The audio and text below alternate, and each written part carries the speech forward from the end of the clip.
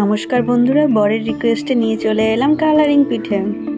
First কাজ, তোমাকে চালের গুঁড়িটাকে ভালো মতন দুধ দিয়ে গুলিয়ে নিতে হবে। সেখানে তোমাকে একটু অল্প সামান্য পরিমাণে ময়দা অ্যাড করতে হবে, তাহলেই হয়ে যাবে। ময়দা আর চালের গুঁড়িটাকে দুধ দিয়ে গুলিয়ে নিয়ে আর দুধটাকে জাল দিয়ে ক্ষীর করে নিতে হবে।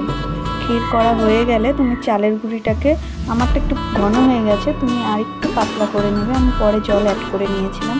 তারপরে তোমাকে মধ্যে তেল ব্রাশ করে নিয়ে তোমাকে যে কালারিং যে বাটারটা গোলানো হয়েছিল সে বাটারটা দিয়ে দিতে হবে। তারপরে সাদা বাটারটা দেওয়ার পর তোমাকে ক্ষীর যে পুর করে রেখেছিলে ক্ষীরটাকে দিতে হবে, দিলেই হয়ে যাবে। দেখো আমি আরেকবার দেখিয়ে দিচ্ছি।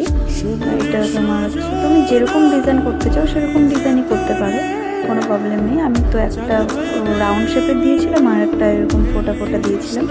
তারপরে সাদা বাটারটা দেওয়ার পরে একটু শুকনো হয়ে গেলে তোমাকে ক্ষীরের যে পুরটা করা হয়েছিল ক্ষীরটা দিয়ে দিতে হবে।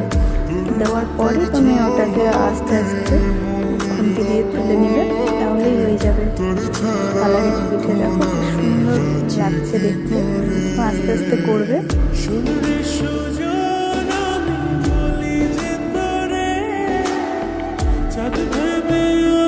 বাচ্চাদেরও খুব পছন্দ হবে এই পিঠে। দেখো আস্তে আস্তে সবগুলো বানানো হয়ে গেছে। ছেলেকে নিয়ে যাওয়ার পর তো ছেলে বলে ওয়াও, সে কি বললো দেখো।